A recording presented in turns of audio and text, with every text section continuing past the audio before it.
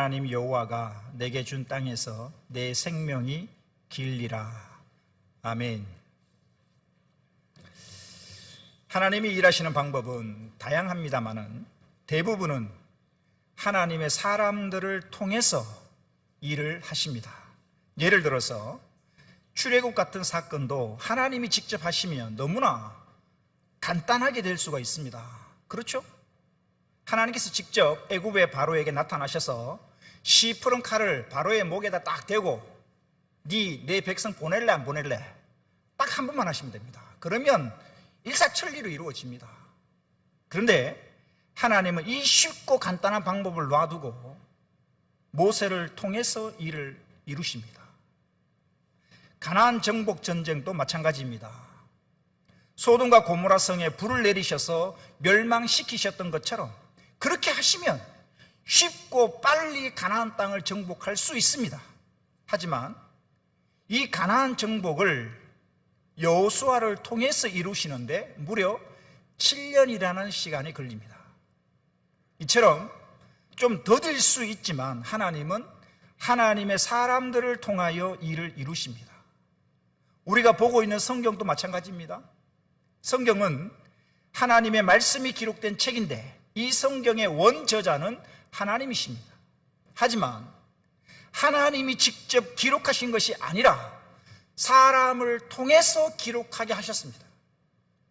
그래서 창세기, 출애굽기, 레위기, 민수기 이 5권의 신명기 이 5권의 성경을 우리는 모세오경이라고 부릅니다. 모세가 기록했기 때문입니다. 또 우리가 주일 오전에 살펴보고 있는 마태복음은 마태라는 사람이 기록했고요, 마가복음은 마가가 기록했고 누가복음은 누가가 기록했습니다. 즉 창세기부터 마지막 요한계시록까지 모든 성경은 하나님의 감동을 받은 사람들에 의해서 기록되어졌습니다. 그런데 사람의 손을 통해 기록되어진 성경 가운데 하나님께서 직접 쓰신 아주 특별한 부분이 있습니다. 성경의 모든 부분은 사람의 손을 거쳐서 쓰셨지만 사람의 손을 거치지 않고 하나님이 직접 쓰신 부분이 있다는 사실입니다. 그 부분이 바로 십계명입니다. 볼까요? 출애굽기 24장입니다.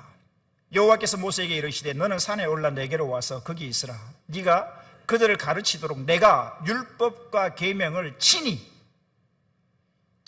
기록한 돌판을 네게 주리라. 하나님 친히 기록하시겠대요. 십계명을. 계속해서 볼까요? 출애굽기 31장입니다. 여호와께서 시내 산 위에서 모세에게 이르시기를 마치신 때에 증거판 둘을 모세에게 주시니 이는 돌판이요 하나님이 친히 쓰신 것이더라. 돌판 위에 하나님이 친히 쓰신 것, 십계명입니다. 여러분, 십계명이 얼마나 중요한지 피부에 와닿으십니까? 하나님이 돌판에 친히 쓰신 이 십계명은 크게 두 부분으로 나눌 수 있습니다. 제1계명에서 제4계명까지는 하나님과 사람 사이에 관한 계명을 기록하고 있습니다. 그리고 제5계명에서 마지막 제10계명까지는 사람과 사람 사이에 지켜야 할 계명입니다. 오늘 본문은 10계명 중 제5계명입니다. 제5계명은 특별한 의미가 있습니다. 사람과 사람 사이에 관한 계명 중에서 첫 번째로 언급되는 계명이라는 점에서 큰 의미가 있는 계명이기도 합니다. 즉 사람 사이에 지켜야 할 계명이 수없이 많은데 그 가운데 가장 중요한 것으로 첫 번째로 말씀하시는 것은 바로 내 부모를 공경하라라는 말씀입니다. 솔직하게 여러분, 우리의 부모님들은 천사도 아니고 성인 군자도 아닙니다. 우리 부모님 역시 실수와 허물이 많은 인간일 뿐입니다. 부모님이라고 말에 실수를 안 하나요? 부모님도 말로 실수를 합니다. 지난주에 우리 에베소서 6장 4절 말씀 보았지만 부모에게 주신 말씀이잖아요. 네 자녀를 노엽게 하지 말아라. 여러분, 자녀를 노엽게 안 하셨습니까? 자녀의 마음속에 부모님이 노엽게 함으로 말미암아 받은 상처가 어른이 성인이 되어도 그 상처가 남아있단 말이죠. 부모님의 실수와 부모님의 잘못으로 인한 상처가 자녀들 마음속에 남아있는 것입니다. 즉 부모님과 관련하여 간직하고 싶은 아름다운 추억도 있지만 잊고 싶은 상처도 있는 것입니다. 솔직히. 그럼에도 불구하고 하나님은 나의 부모님을 공경하라라고 명령하고 계신다는 사실입니다. 오늘은 가정을 회복하지 않으라는 주제 아래 마지막 시간으로서 하나님께서 부모님을 공경하라고 하신 4가지 이유에 대해서 함께 살펴보고 은혜를 나누고자 합니다. 우리 본문 출애굽기 20장 12절 말씀 다 같이 한번 합독할까요? 시작.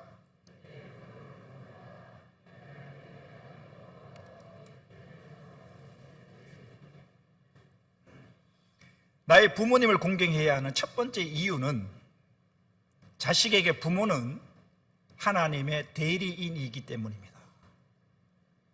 우리는 지난주에 자녀와 관계된 말씀 중에서 내가 낳은 자녀가 내 자녀가 아니라 하나님의 자녀임을 살펴보았습니다. 마찬가지입니다. 나의 부모님은 단순히 나를 낳아주고 길러주는 사람이 아닙니다. 나의 부모님은 눈으로 볼 수 없는 하나님의 눈에 보이는 이 땅의 대리인이라는 사실입니다.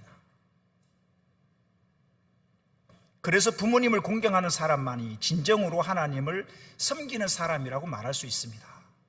여러분, 내 부모, 오늘 본문 출애굽기 20장 12절 다시 한번 띄워주실래요? 내 부모를 뭐하라? 내 부모를 사랑하라라고 명령하지 않습니다. 내 부모를 섬겨라라고 말씀하지 않습니다. 내 부모를 뭐하라? 공경하라. 여러분, 공경하다라는 이 말의 원어가 카베드라는 말인데 이 말의 의미가 뭐냐면 무겁게 대하다, 존귀하게 대하다라는 뜻입니다. 즉 부모님을 가볍게 여기거나 부모님을 무시해서는 안 되고 부모님을 무겁게 대해야 되고 부모님을 존귀하게 대해야 된다는 의미입니다. 그런데 여러분, 이 공경하다라는 이 단어가 원래는 누구한테 사용되어지는 단어냐면 하나님께 쓰이는 단어입니다. 하나님을 무겁게 여겨야 되고 하나님을 존귀하게 여겨야 되는 겁니다. 하나님께 붙일 수 있는 그 단어를 지금 부모에게 붙이고 있는 것입니다. 볼까요? 잠언서 3장 9절입니다. 내 재물과 내 소사물의 처음 익은 열매로 여호와를 공경하라. 여호와를 공경하라. 시편 말씀 볼까요? 온 땅이여 하나님께 즐거운 소리를 낼지어다. 2절입니다. 그의 이름, 하나님의 이름의 영광을 찬양하고 영화롭게 찬송할지어다. 2절은 가만히 보니까 공경하다라는 단어가 없어요. 그런데 2절에 보면 그의 이름의 영광, 이 영광이라는 단어와 영화롭게라는 이 원어가 바로 카베드라는 말입니다. 이 단어가 공경하다라고 오늘 본문에서 번역하고 있는데 이 단어가 영광이라는 의미와 영화롭게 하다라는 의미로도 이 카베드라는 단어가 쓰이는 겁니다. 즉 카베드, 공경하다라는 이 단어는 하나님께 쓰이는 단어입니다. 하나님께 붙일 수 있는 이 공경이라는 단어를 감히 누구에게? 부모님께 붙이고 있다는 이야기입니다. 사랑하는 성도 여러분, 눈에 보이는 부모님을 공경하지 못한다면 눈에 보이지 않는 하나님을 공경할 수 없습니다. 즉 눈에 보이는 부모님을 공경하는 것은 눈에 보이지 않는 하나님을 공경하는 훈련이라고 말할 수 있습니다. 그래서 하나님은 우리에게 내 부모를 공경하라라고 명령하시는 것입니다. 나의 부모님을 공경해야 하는 두 번째 이유는 나의 생명이 부모님을 통해서 왔기 때문입니다. 마태복음 1장 말씀 볼까요? 아브라함과 다윗의 자손 예수 그리스도의 계보라. 아브라함이 이삭을 낳고 이삭은 야곱을 낳고 야곱은 유다와 그의 형제들을 낳고 유다는 다말에게서 베레스와 세레를 낳고 베레스는 헤스론을 낳고 헤스론을 람을 낳고. 지금 이 방금 읽은 마태복음 1장은 예수 그리스도의 족보 중에 첫 부분입니다. 예수님의 족보에 관한 내용이 17절까지 쭉 이어지는데 이 족보에서 가장 많이 나오는 단어가 바로 낳고라는 단어입니다. 그렇습니다. 부모님이 나를 낳지 않으면 나라는 존재는 이 땅에 존재할 수가 없습니다. 즉 여러분, 나의 생명은 하늘에서 뚝 떨어진 것이 아니라 또 하나님이 아담을 흙으로 지으신 것처럼 나를 그렇게 지으신 것이 아니라 하나님은 나를 지으시되 어떻게 지으셨는가? 부모님을 통해서 나의 생명을 창조하셨다는 사실입니다. 부모님이 나를 위해 생명의 통로가 되어주셨다는 것만으로도 우리는 부모님을 공경해야 합니다. 사랑하는 성도 여러분, 설령 나의 부모님이 많이 배우지 못하시고 많이 가지지 못하셨다 할지라도 나에게 귀한 생명을 전해주신 것만으로도 우리는 부모님을 공경해야 합니다. 나의 부모님을 공경해야 하는 세 번째 이유는 부모님이 나를 낳으셨을 뿐만 아니라 나를 양육해 주셨기 때문입니다. 우리 중에 그 누구도 저절로 자란 사람은 아무도 없습니다. 밤잠을 설쳐가면서 나를 돌봐주셨던 부모님이 계셨기 때문에, 또 부모님 자신은 먹을 것 제대로 못 먹고 입을 것 제대로 못 입으면서도 자녀만은 굶기지 않고 때에 따라 먹여주시고 입혀주시는 헌신과 사랑이 있었기 때문에 오늘 우리가 존재하는 것입니다. 여러분, 저희 고향은 바닷가입니다. 바닷가이기 때문에 반찬으로 생선이 올라오는 경우가 많았습니다. 근데 생선을 먹다 보면 아버지, 어머님이 생선의 몸통에 살을 드시는 것을 제가 거의 본 적이 없어요. 항상 생선의 머리 쪽을 드시는 거죠. 제가 어릴 적에 아버지에게 물었어요. 아버지는 왜 생선의 머리 쪽만 드시는 거예요? 아버님이 이렇게 말씀하시더라고요. 머리 쪽이 맛있어. 제가 그랬죠. 머리 쪽이 뭐가 맛있냐고. 먹을 것도 없고 살도 없구만. 그런데 제가 결혼하고 제가 아버지가 되고 보니까 머리 쪽이 맛있어라고 말씀하셨던 아버님의 그 말씀의 의미를 비로소 알겠더라고요. 출애굽의 지도자로 쓰임받았던 모세를 보십시오. 이 모세는 자기가 잘나서 모세가 모세된 게 아닙니다. 남자아이를 낳으면 나일강에 던져 죽이라는 바로의 명령을 어기면서, 즉 목숨을 걸고 모세를 키워준 부모님이 계셨기 때문에 모세가 모세 될 수 있었던 것입니다.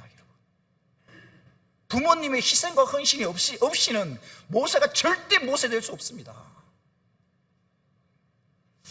어머님의 마음이라는 노래, 이 어버이날 되어지면 제 초등학교 때는 학교에서 많이 선생님들이 가르쳤던 것 같아요. 집에 오면 잘 안 불렀죠. 요즘 아이들은 이 어머님의 노래를 학교에서 배우는지 어떤지 모르겠는데, 여러분, 이 어머님의 노래의 가사에 첫 소절에 이렇게 가사가 이렇게 되어 있습니다.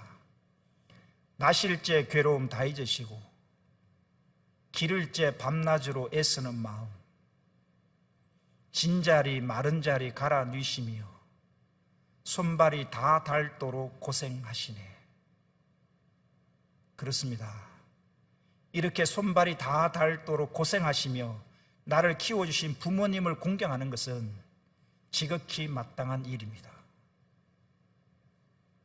내가 부모님을 공경해야 하는 마지막 네 번째 이유는 심은 대로 거두기 때문입니다.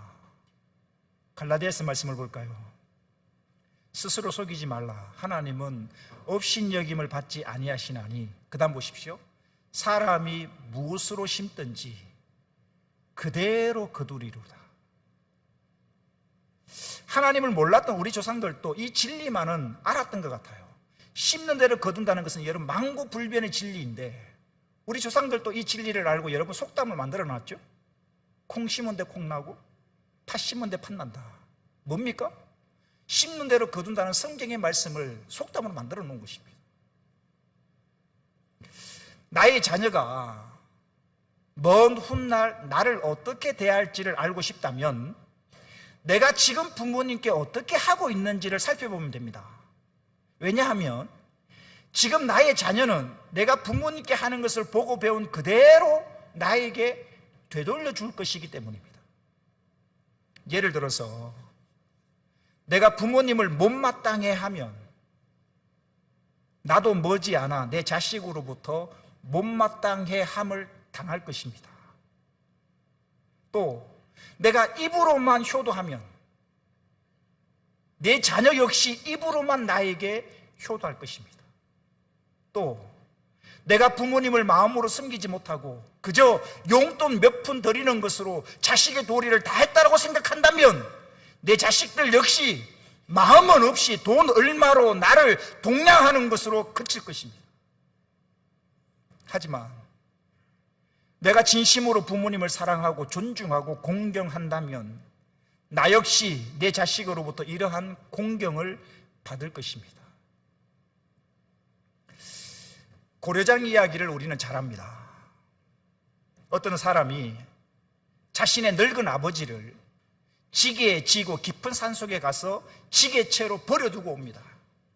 그런데 함께 따라갔던 어린 아들이 자꾸만 지게를 도로 가져가려고 하는 것이죠. 그러니까 그 아버지가 얘기를 합니다. 얘야, 지게는 그냥 갖다 놔. 지게는 가져가는 거 아니야.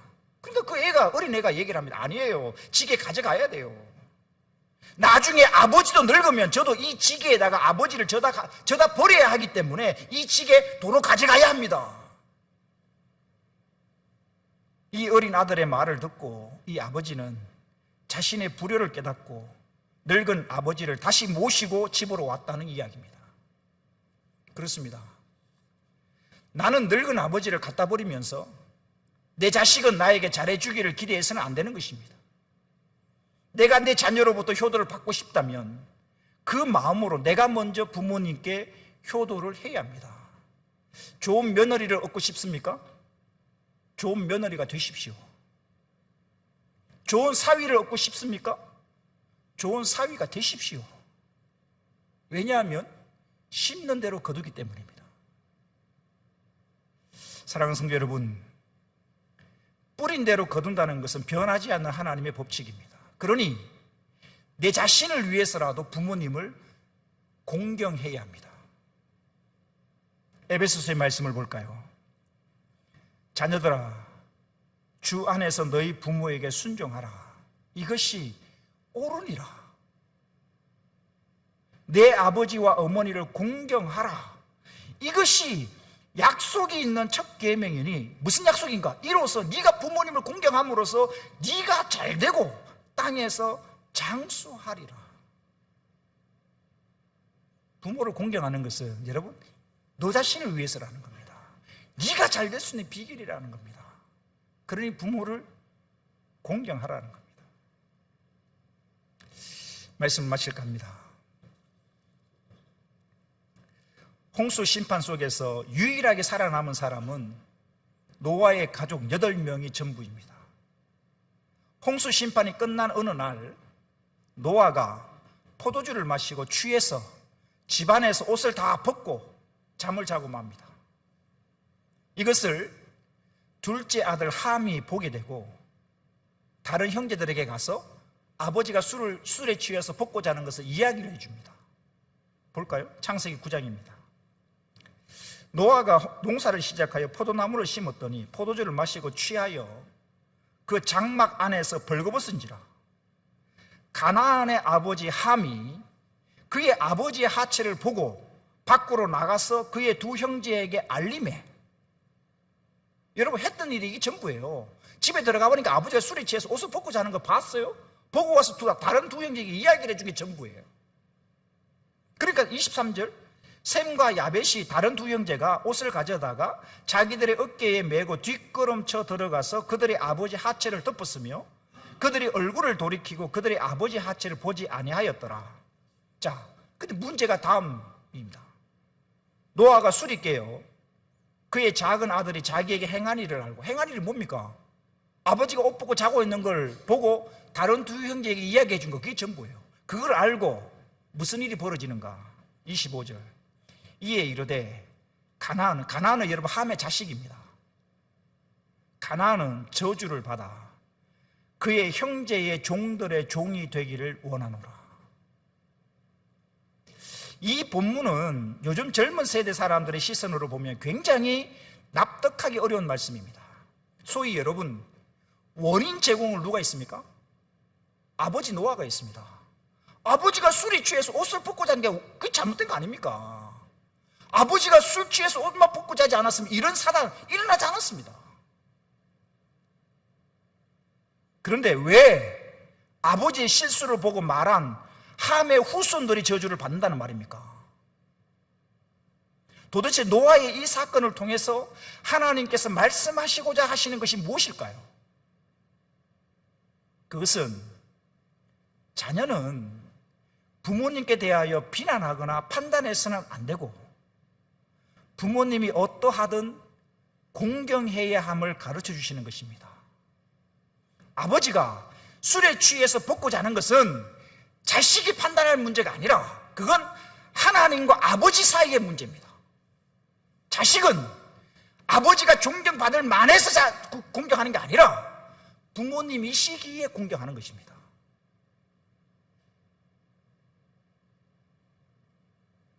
사랑하는 성도 여러분, 잠언서 말씀을 한번 볼까요? 보십시오. 너를 낳은 아비에게 청종하고 네 늙은 어미를 경히 여기지 말자. 띄워주십시오. 우리가 부모님께 순종하고 부모님을 공경해야 되는 이유가 뭐냐면, 뭐라고 이야기하고 있냐면, 너를 낳은 아비에게, 너를 낳았기 때문이라는 이야기입니다. 다른 이유 필요 없습니다. 아버지가 나에게 잘해주고 부자고 많이 배우고 그런 게 아니라 너를 낳았기 때문에 너를 낳은 부모를 공경하라는 겁니다. 다른 이유 없습니다. 똑같은 말씀이 또 한 번 나옵니다. 잠언 23장 25절. 내 부모를 즐겁게 하면 너를 낳은 어미를 기쁘게 하라. 왜 부모님을 즐겁게 하고 부모님을 기쁘게 해야 되는가? 너를 낳았기 때문이라. 다른 이유가 없습니다. 너를 낳았기 때문이라. 사랑하는 성도 여러분, 부모와 자식 간에는 여러 많은 차이가 있죠. 시간의 차이, 문화의 차이, 사고의 차이, 관습의 차이 등 많은 차이가 있습니다. 그런데 기억해야 할 것은 나와 부모님 사이에 이런 차이가 있는 것처럼 나와 내 자녀 사이에도 이런 차이가 있다는 사실입니다. 그러니 나와 부모님 사이에 이런 차이를 인정하지 못하고 내가 이해하지 못한다면 나 역시 이런 차이로 인하여 내 자녀에게 무시당할 수 있다는 이야기입니다. 사랑하는 성도 여러분, 오늘 우리는 부모님을 공경해야 하는 이유 4가지에 대해서 살펴보았습니다. 그런데 솔직히 부모님을 공경해야 하는 데에는 다른 이유가 필요 없습니다. 나의 부모님이시기에 공경해야 하는 것입니다. 다른 이유는 없습니다. 지난주에 이 말씀을 준비를 하면서요, 성도님들, 저와 관계된 우리 찬양교 성도님들 카톡을 제가 쭉 다 한번 봤어요. 카톡 사진에 공통점이 있어요. 대부분 카톡 사진에 누구 사진이 있냐면 자녀들 사진.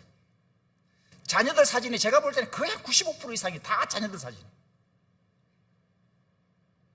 근데 부모님 사진을 가지고 카톡에 가지고 계시는 분이 거의 없더라고요. 몇몇 분들이 계시더라고요. 어머님하고 찍은 사진.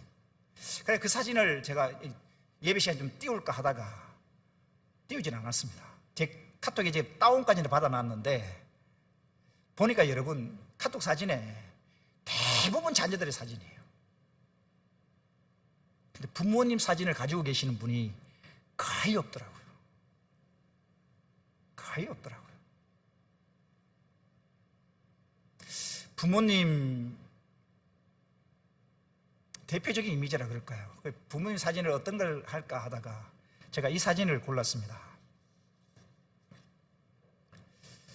사진, 우리의 어머님의 상이죠. 그림인 것 같아요. 일러스트 그림인 것 같은데, 부모님에 관하여 이런 글을 보았습니다. 제가 잠시 한번 읽어 드릴 테니까 여러분 가만히 귀를 기울여 한번 들어보십시오. 애완동물 병이 나면 가축병원 달려가도 늙은 부모 병이 나면 그러려니 태어나고 10자식을 키운 부모 하나같이 키웠건만 10자식은 한 부모를 귀찮아하네. 자식 위에 쓰는 돈은 아낌없이 쓰건만은 부모 위에 쓰는 돈은 하나 둘씩 따져보네. 자식들 손잡고 외식은 자주 하건만 늙은 부모 위에서는 외출을 한번 못하도다. 제 자식이 장난치면 싱글벙글 웃으면서 부모님이 훈계하면 듣기 싫은 표정이네. 시끄러운 아이 소리 잘한다고 박수치면서 부모님의 바른 소리 듣기 싫어 빈정대네. 제 자식의 똥 오줌은 맨손으로 주무르나 부모님의 가르침은 불결하여 밥 못 먹네. 과자 봉지 들고 와서 아이 손에 쥐어주나 부모 위에 고기 한 근 사올 줄은 모르도다. 우리의 모습을 글로 표현한 것 같아 얼마나 부끄러운지요. 사랑하는 성도 여러분, 사람의 인생은 자녀가 태어나기 이전과 자녀가 태어난 이후로 많은 것이 달라집니다. 즉 자녀가 태어나기 이전에는 자기 자신을 위해 삽니다. 그런데 자녀가 태어나게 되면 그 순간부터 모든 포커스는 자녀에게 맞춰집니다. 따라서 부모님의 인생은 온전히 자녀를 위한 것이라고 해도 과언이 아닙니다. 직장에서 괴롭히는 상사가 있어도 아침마다 출근하는 것은 자식을 위해서입니다. 부모는 자신이 하고 싶은 것을 하며 사는 사람이 아니라 자식을 위해서 하고 싶지 않은 것도 하는 사람이 부모입니다. 지금까지 이렇게 자식을 위해 살아오신 부모님의 시간이 이제 그리 많이 남지는 않았을 것입니다. 이 세상에서 조건 없이 나를 사랑하시고 나를 위해 기꺼이 희생할 수 있는 사람은 부모님밖에 없습니다. 나를 낳아주시고 길러주신 부모님을 공경합시다. 이것이 하나님의 명령입니다. 무엇보다 부모님을 공경하는 것이 사람 사이의 관계에서 가장 중요하고 가장 기본되는 일일 뿐만 아니라 내 자신이 잘 되는 비결임을 알아. 이제부터라도 진심으로 마음을 다해 부모님을 공경하는 저와 여러분 되시기를 주님의 이름으로 축원합니다. 내가 부모님을 공경하면 우리의 가정은 회복될 것입니다. 우리 말씀을 기억하며 함께 기도할까요? 여러분 카톡 사진에 누구의 사진이 있습니까? 제 자신마저도 자녀들 사진이 가장 많습니다. 제 카톡을 봤습니다. 어머니 사진이 2장 있더라고요. 여러분 어떻습니까? 부모님의 사랑을 받는 것이 지극히 당연한 일인 줄 알고 부모님은 그렇게 사는 사람인 줄 알고 무시하고 있지 않습니까? 부르자는 운다는 말이 진리인 것 같습니다. 돌아가시고 나면 후회합니다. 돌아가시고 나서 울죠. 부모님을 공경합시다. 그것이 하나님이 친히 쓰신 계명 중에 사람 사이에 지켜야 될 첫 번째 계명이 부모를 공경하라는 것입니다. 말씀을 기억하며 돌아보며 내 자신을 돌아보며 기도했으면 좋겠습니다. 기도하겠습니다.